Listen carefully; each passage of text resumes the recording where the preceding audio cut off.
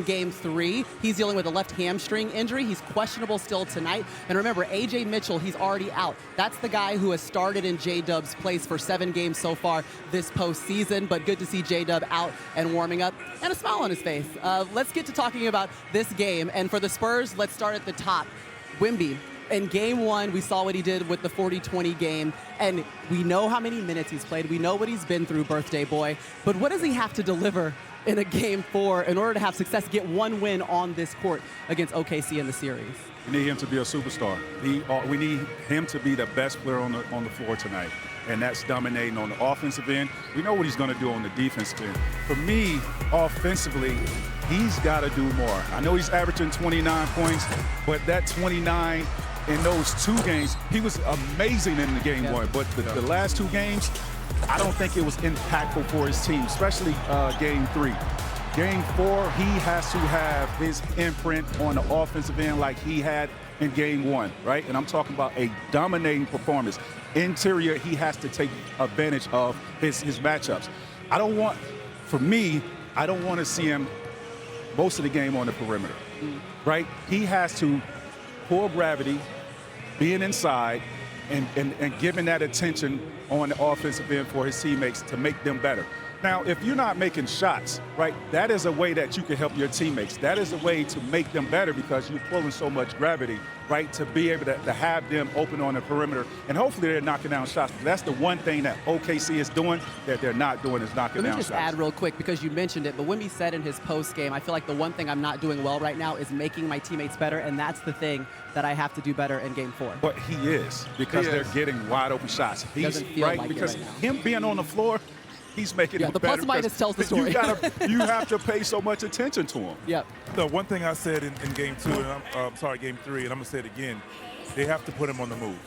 And I feel like if you're going to play physical, if you're going to grab him and hold him, get him on the move. Now, he's catching the ball with a live dribble, and you have Hartenstein, sometimes Chet, you have them chasing you. Now you can be aggressive, you can kind of dictate, and sometimes manipulate the call if you would, when need be. But I think that puts him on the move, and that kind of gets him into the fight. Right now, I don't think he's strong enough to out-physical and out-muscle Hartenstein. So sometimes get him on the move, kind of go it through their chest and go finish and get yourself to the free throw line, get some easy shots. But continue to get guys open as well. Let me ask you this.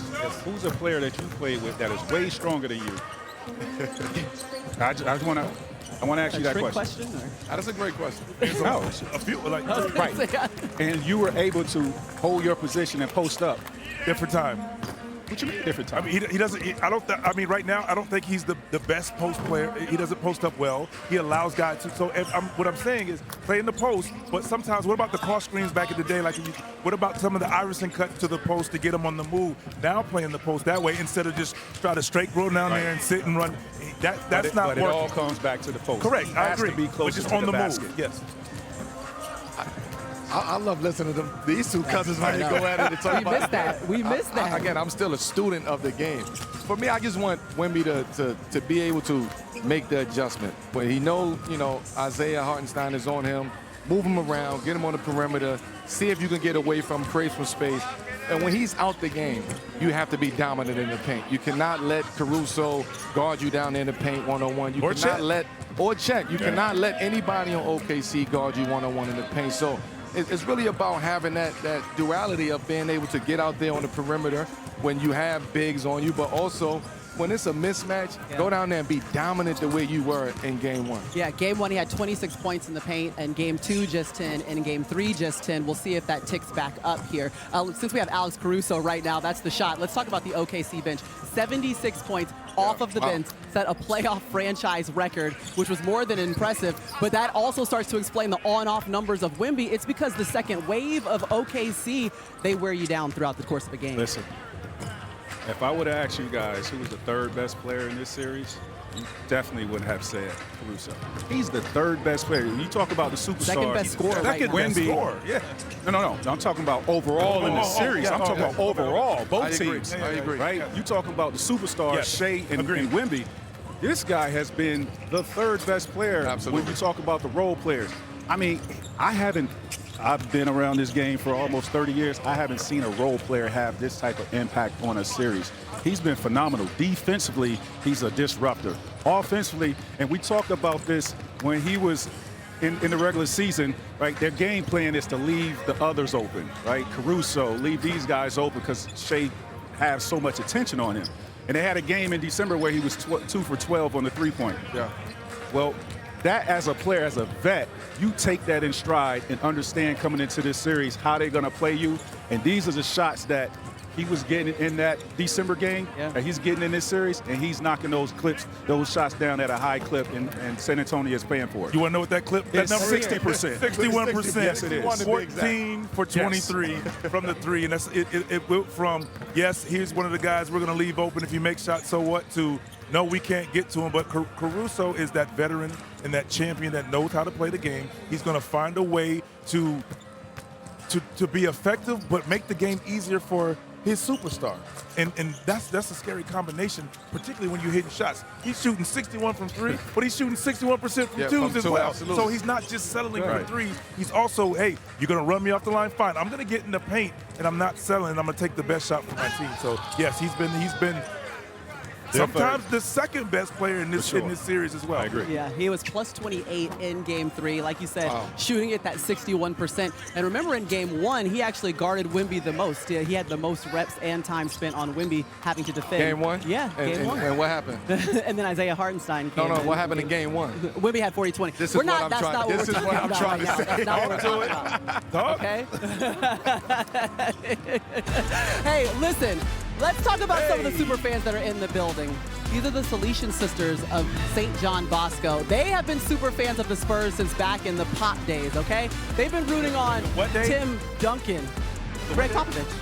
Pop days. Early Tim Duncan days. Luke, career high tonight. Yeah, but right now they're blessing Luke Cornett. We'll see now what he has coming off the bench. Chet, Chet, watch out now. Might have brought some holy water with him. It's an anointing in here today. I feel it. It's blessed to hear today, baby. We're going to give out some more awards. We love to do that on NBA Showtime. I've got the envelopes here. I think a few of them are playing tonight. You think so? I do. Okay, we're going to start with the first team. And you might need to teach Mel. See, Mel tried to open up last game. He had to put the mic down. He did. Teach him you something. got it. I'll teach him. She got nails. She got nails. Okay, you guys. New. Because I always rocks the new. Let's start with our two-time MVP, Shai Gilgeous-Alexander. Obviously. Yes. Obviously, Shai. Shai is a back-to-back MVP. Have a chance to be back-to-back champion. He got better from last season. What he's been doing, his display, and what he's been putting out there on the court this season for the past 2 years, this was a no-brainer for him. Yeah, it's his fourth straight first-team selection. More than impressive for Shai, and we're seeing him do everything that needs to be done here to help his team, hoping to tie up the series here tonight on San Antonio's floor. Next up, it's going to be the Joker. Please step on up. Of course the Joker. I mean, before this guy got hurt, he was in the running for MVP. I mean, just a phenomenal basketball player, plays the right way, 6-time NBA, all first team. I mean, what can't he do on the offensive end? This guy is just phenomenal to watch. Came up short this year, but I'm sure Joker's going to be back next year. Yeah, sixth first all-team selection for sure. Led the league in rebounds and assists and triple-doubles, because that's obviously just what he does on a daily basis. Victor Wembanyama getting his first ever first-team selection. I mean, he's a man on a mission that has said he's going to take over this league. He said he wanted that MVP trophy. He said he wanted to win 60 games. He said he was going to play hard in the All-Star game, and if you don't like it, well, then get out of my way, because he's going to go out there and do it. This guy is on a mission to be that guy. We're going to see Wemby in first team for a very long time, and we're going to be saying Wemby MVP for a very long time to go with it. Yeah, 100%. We're just seeing the start of what's going to be Wemby's storied career, so congratulations to him. Let's get to the scoring champ, Luka Doncic, joining the first team now. I mean, what Luka was able to do, and he was hurt towards the end of the season, so we're getting a chance to see Luka close the season out, but Luka is the guy, man. 6-time All-NBA first team. He plays at his own pace. He was leading the Lakers when they was injured. With him in that Lakers roster and lineup, the Lakers is a totally different team. Luka put the Lakers on his back this season, even though he was hurt. He deserved this nod. Yeah, 6th time he'll make the All-NBA first team for Luka. And let's get a guy that has not made the team ever, Cade Cunningham from the Detroit Pistons, on the first That's a guy. team. Congratulations, Yes, Cade. sir. I mean, here's another guy that is ascending.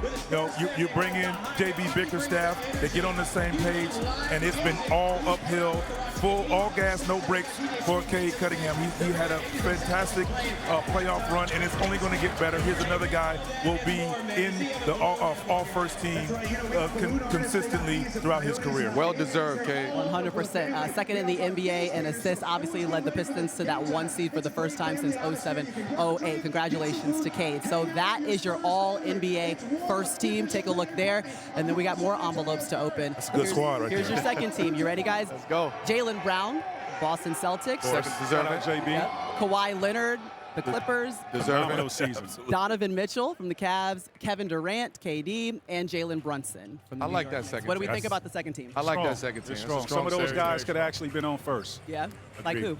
who? JB could have been on first. Both of them. Both Yeah, JBs. Both JBs. Absolutely, both JBs. Yeah. This is the third team. You ready? Let's do Third it. team All-NBA, Tyrese Maxey, Yeah, Maxie. Yeah, Max. Deserve that. Jamal Murray, I like it. Yes. That Jalen season. Johnson of the Atlanta Hawks, Yes. Yes. Jalen Rising Duren, star.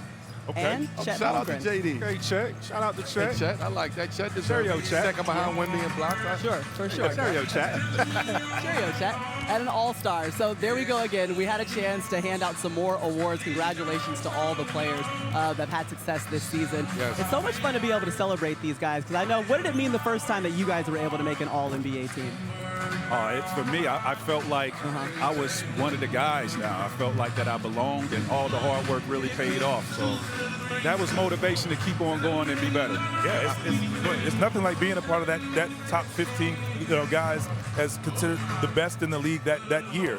Yes, your goal is to be first team, but making an All-NBA team is a huge accomplishment, regardless of how your season played out. Like what you did for your season is recognized, and they should be proud of themselves. And you're talking about 15 out of 450 players in this Correct. league.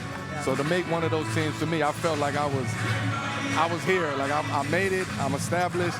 And it also gave me confidence to go in that offseason to get better, too. True. All right, well, let's get to some of the guys that were on this team, and they actually had an opportunity to play yesterday as we go to the Eastern Conference Finals. Let's go. So the series did shift, okay? So it did make its way to Cleveland. So Taylor Swift, Travis Kelce came out. He's from Cleveland Heights, okay? So he brought Tay-Tay out to see if they had some luck here.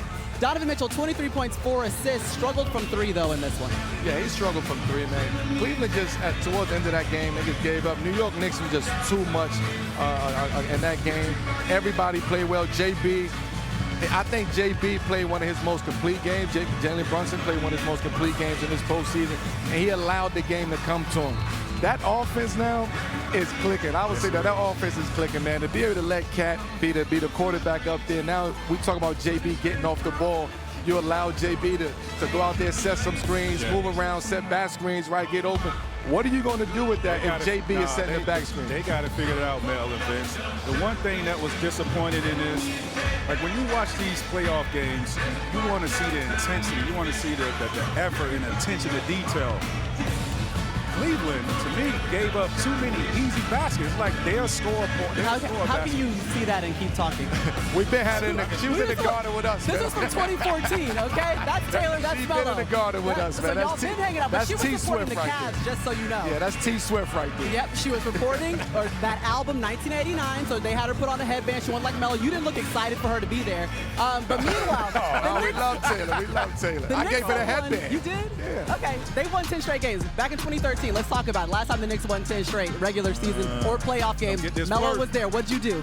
I just went to work. I just did what I was supposed to do. I packed my bags and went down there to Atlanta and got a good day's work. That's what I did right there.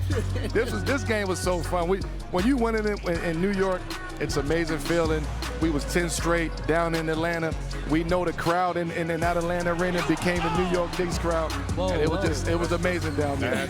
I remember that stretch. That felt good, man. Man, the Knicks You guys went on to extend the streak to 13 games. No big deal. We Light did. work. That was light. That was light at work. that time. The funny thing is, I It don't was know if heavy. y'all It was noticed. heavy. I'll take that back. It was heavy. It was hard. Melo didn't let anybody else get into the highlight. Did you notice that? Like, this is basically your segment at this point. You see what Mac did? He What? took Cleveland automatically. He did. He Teamwork. jumped in. I like the energy today, guys. Okay, let's start with the Knicks then, because they've won 10 straight, the highest point differential through 10 straight games in the playoffs in NBA history. They have been rolling since going down 2-1 against the Atlanta Hawks and most certainly never looked back. I mean, it's pretty convincing.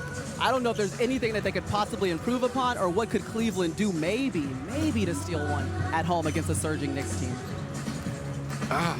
Cleveland they might get one, man. They kitchen sink. Like I don't know. This might be a gentleman's, for the Knicks, right? I'm gonna be honest with you, because towards the end of Game 3, Yeah. Cleveland just looked like they threw in the towel. They looked like they didn't want to be there. The guys that came in the game, they just felt like they looked like they was just there, just being a part of a moment. It didn't feel like a Game 3 of a playoff Eastern Conference Finals That's game. sad. And the Knicks, they don't care who's in front of them right now. They understand what they have to do offensively, defensively. Everybody is locked in. Everybody is making plays. The most important thing, everybody is happy about what this offense is doing, and defense too. Because everybody, they smiling on defense now on the switches. They double teaming, they scrambling. So it's amazing to see that. It's just Cleveland. I don't know what it is about Cleveland. They just don't look like they have enough. I want to give real quick a shout out to Landry Shaman. Because here's a guy who he didn't play a lot of minutes, and then all of a sudden he implemented into the lineup, and he's giving them everything they need defensively and shooting offensively, which has also opened the floor up even more for JB to do what he's doing. The driving lanes were just unbelievable. Just off, like you said, JB setting screens, rolling. He's getting easy layups. They just look defeated. Yeah, Shaman, he had 14 points. He was 4 or 5 from 3, but you said something, T-Mac. You said, you know what it is. I don't. Tell us what it is. I mean, you said it. They don't have no heart. If you give up, what is that? You ain't showing no heart. Let's be honest about this. Come on, that fourth quarter was bad. Yeah, that was bad. Like, you can't give up in a playoff game. You know what I mean? Like, it's the Final Four, and you on your home court with an opportunity to win a game, right? We understand New York took care of business. You're home. Take care of business. And to give up like that, no heart. And Cleveland was the favorite. No heart. Yeah. Cleveland was the favorite coming into this series. And typically when you're getting beat like that, for Cleveland, you're working on something for Game 4. It just looked like that, like you said, they were just trying to get the game over with, as opposed to let's try to work on something to take into Game 4 to get ourselves a win. All right. I was just going to say, the birthday boy holding no punches today. You almost made Vince go warm up. He left the desk. I didn't know what was going to happen. I don't know where he was going. Give me a shot. All right, the Knicks are going to try to shouldn't hold no punches on them. Advance to their first NBA Finals in 27 years. Tomorrow night in Game 4 of the Eastern Conference Finals, that'll be 8 Eastern team in scoring, rebounds, and blocks so far this season. And the Spurs have outscored the Thunder with Wemby on the floor, but they've gotten crushed during the non-Wemby minutes. Outscored by 38 points in 29 minutes without him. When Wemby is off, the Thunder are shooting over 62% from the field. You see it there, a 20% difference depending on whether or not Victor Wembanyama is on the court. So obviously he shoulders a big load. Maria Taylor, the Hall of Famer, still here. Jamal Crawford joining us. Thank you so much The Ghetto for Hall making of your way Fame. over. Ghetto Hall of Fame. The Ghetto Hall of Famer. No, you're like the lifetime. No, you can't leave her out, man. You can't leave her out, man. I told them not to let you on I our show. thought you were just making a point. Make up for that, Mello. Mom. Thank you, Mello. His arms aren't long enough to reach me. All right, so let's get into the storyline we brought you here for. You trained with Wemby in 2024. Tell me about that experience and what you guys were working on to continue to make him better. For me, we were working on some of my games, some of their games. We were watching film of these guys at night and then doing my stuff in the morning. So he's just so focused. Everything about him, a lot of people can learn stuff. Very few can learn and then go apply. And that's what he did. And he could download things really, really, really fast. And it was almost scary. Yeah. Honestly, it's one of the best basketball experiences I've ever had. Yeah, let's take a closer look at what you've been noticing about him, especially throughout this series here, Jamal. For me, every time he's closer to the rim, he dominates. Right now, he's gotten further away from the rim. You can start to play different ways is how you end it. Right here, if you see it's a double screen, reverse Spain action. If you watch it, he gets downhill. Castle has a 2-on-1 right now. He can lay past that. Throw it up. Nobody else can get it, but the guard is almost as responsible as well. They have to engage the defense so they have a clear vision. Right now, they clear out. Now you have the height advantage. This is an easy, no-brainer. I need the ball, one dribble, and it looks fake. Yeah. That's how we imagine Wilt looking, right? That's what it looked like when Bill Russell was looking. It don't even look real right here. Caruso has some success, but now he's trying to front. But it's where Wemby posts up at. There's no help back there, and that's where Duncan the N1, and he took the ball and said, I'm taking my ball and going home. And then if you watch right here, it's always about how you can get those 3-on-1s, 3-on-2s, that 2-on-1 to engage the weak side. The low man's not there because he's scared to leave a shooter, but now you're leaving Wemby to dunk. So the more he's there and closer there, the more successful the Spurs will be. But see, that's what we were talking about earlier. Yeah. That movement right there is collapsing the shell to open up for his teammates. Just they made the adjustments now. It's putting Hartenstein on him so he can't. So they have a big on it instead of the smalls. So they got to find a way to really get him involved around that basket, even with Hartenstein on it. And that's setting those Iverson's cuts, get him on the move to get him in that paint because that's where he dominates. And even in the pick and roll, like we see here, when he's rolling, 9 times out of 10, it is a guard that is the help guy. If he catches, if he sits in the paint, like you say, he doesn't need a dribble. Just go up and finish, get fouled. And he needs to roll with force. Yeah, absolutely. He has to trigger something. I took it. My bad. No, I'm about to agree with you because I was just about to say, I would love to see Wemby start gaining his spot early on. Yes. When you come across that paint, start sealing in the middle of the paint. Push that and when right they push you, you at the box where you're comfortable, where you want to be. I want to see him dominate the paint today. We've seen he can do this in game 1. I want to see him dominate this paint. And sometimes even with a big on you, I want to see you go down there and dominate the paint. Today, I'm going to agree with T-Mac. Wemby has to be, I'm going to use the transcendent today as a player. He has to be the best player for 48 minutes on this game tonight. I love to see him getting the rebound, pushing the pace a little bit. Now Hartenstein has to guard in space while he's coming downhill or coming at him with speed and pace. Let's see how they do that. You get early fouls on him because we know bigs typically play with their hands. And when he starts dominating in there, that's when we start making all the GOAT comparisons and what's going to be. He has to go back down there and open up everything else. Okay, so after having 2 games of less than what he would like to do or performance that he doesn't love, how do you think he responds? You've spent time around him, so you know the way that he thinks the game and processes everything that's happening. I'll say this story to y'all because y'all family. I'm not going to say the player. Okay. When we were training, I put him on the phone with a player, and he was like, oh, man, he was really excited about it, getting the future with him. He was like, but you know what? I got to beat him first. And when he said that, I'm like, oh, he has a different type of desire. He has a different type of focus. I know that. So I know for him, it's burning him, and this game can't start fast enough. Yeah. We keep saying we know who the play is. You understand? This dude here. Something else. Great story. Can I say happy birthday to him, though? You can. Absolutely. I got this dude's jersey on my wall, present day. Like, for real. This is one of my favorite players ever. Okay. Well, we appreciate you stopping by, Jamal. Let me get that down. My arms got longer. It's the only way you're going to be able to come back, okay? For real. That's Jamal Crawford. You'll hear him during the game. He'll be with Mike Tirico and Reggie Miller. It's been a great call this entire series. All right, let's take a look at Melo's star player parlay on DraftKings Sportsbook. Melo, let's get a win. Let's get a win. We're going to get a win today. I'm confident today. Today we got 3 legs tonight. You know, you give me Caruso, scored 10-plus points. The man's been averaging 21 a game in this series, scored 15 or more in all 3. He's not stopping. You give me Julian Champagnie for 2 threes. Spurs leading threes, made this postseason 38% from 3. He's the one Spurs stretching the floor with Wemby drawing attention on the inside tonight. And lock Chet in for 7.5 rebounds. With J-Dub still day-to-day, well, obviously J-Dub is out today. Chet's going to eat on the glass. Plus 276. Listen, that's the play. This is Melo's parlay today, and you guys will be glad that I made this today. Okay. This is my parlay. So for the first time this postseason, Carmelo Anthony says, you will be glad that you made this parlay. He's going to get a win, okay? That's what he said.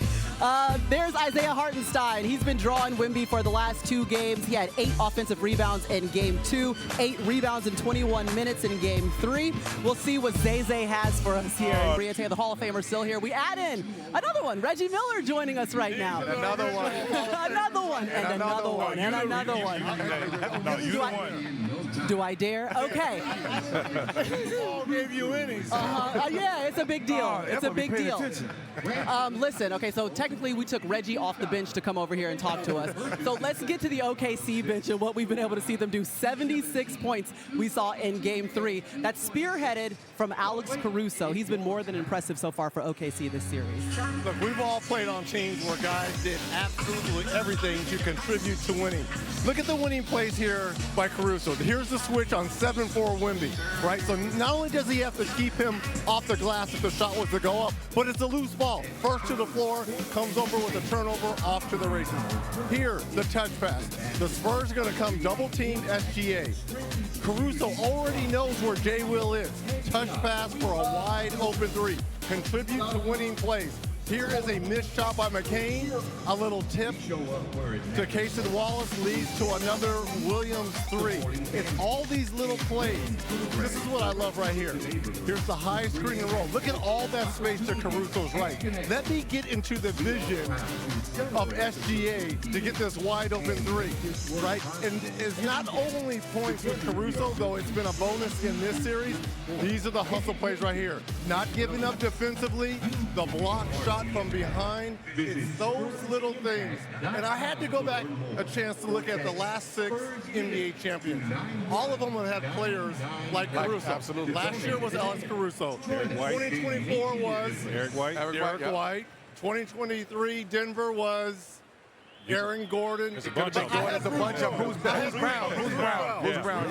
Yes. 2022 Golden State, Draymond. Draymond. That guy, right, does everything. Livingston. Milwaukee, 2021. OG Bobby Portis, Crazy Eyes, right? Crazy Eyes, did everything. And 2020, when the Lakers won in the bubble, we go back to Alex Caruso. Need him. Yes. And You need those players for winning. And he's not the only one. Remember Jared McCain coming off the bench and what he was able to do? It seems as though the depth that keeps showing up for OKC, and they haven't gone as deep as they possibly could into that bench, Mello. Not at all. You talking about depth with this is not a luxury of having a deep bench. This has been built over time. Like and to your point, they have 2 guys that haven't even been playing. One hasn't played at all. Wiggins and Isaiah Joe probably played a couple minutes this series. They can go deeper into their bench, which is phenomenal. I'm waiting to see what move that OKC and Coach Dago makes for this game, because those are a couple names that we haven't heard of, we haven't seen in this series, only a little bit with Isaiah Joe. But those 2 guys could come in here and change and continue to push this series to 3-1 if they are allowed some playing time today. So that bench that OKC have, the depth of theirs, it's no luxury, man. This is something that Sam Presti has been building and have the vision of what a real team should look like. Reggie, I've always talked about a pet peeve of mine of coaches. They don't utilize their bench during the season. Then you get in situations in the playoffs where you look down that bench because you need to play a guy with a foul trouble, injury, thrown out, whatever the case, and you don't feel comfortable. That is not the case with OKC or San Antonio. They've utilized their bench all season long to where when they get into a playoff situation, I feel comfortable putting my second unit out there and play and win games. And that's what has happened with these guys. I mean, we didn't even mention Casey Wallace, who has been fantastic. Shooting the ball, but his defense, like he causes havoc before the ball gets to half court. That's another guy who just goes under the radar, but it's very important for their team. I think real simple. Watching last game, I never thought I would say like the inexperience in San Antonio, but they showed that youth in the last game. And OKC, they showed the experienced team being the better team and the more experienced team in the last game. But I think on the flip side tonight, the Spurs will respond. Everyone's talking about the OKC bench. Watch Keldon Johnson tonight and watch the rookie, Brian Carter. I think both of them will get more minutes tonight because they want to answer the bell here. And again, Casey Wallace, I think, will move into that starting lineup with Mitchell out.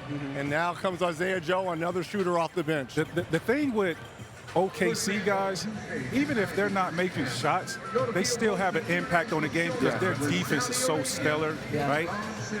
San Antonio guys, if they're not making shots, you can see the body language. It messes with them. It bothers them a little bit. Keldon Johnson is a guy that's struggling with his shot, but he could do other things. I look for him to be extremely aggressive in the interior tonight to get himself going? I say Dylan Harper, averaging 14 points. Yeah. Here's a guy that understands his game, he's very comfortable, and he could be a mismatch problem we saw in game 1, where he can get into the paint, he can rebound, he can start the break, but he can kind of punish some of those guards, offensive rebound, and get them extra possessions, which San Antonio needs. They need extra possessions. And it's also 2-1, not 3-1. Okay, this is a series. This is still a series right here. Yeah, it's an opportunity to tie up the series. Dylan Harper only played 17 minutes in Game 3. He talked to Ashley Shamady. He's feeling better. And you're right, Kaysen Wallace is getting the start tonight for J-Dub. They're actually 15-0 with the starting lineup they're going to put on the floor today for OKC. Now, since Reggie is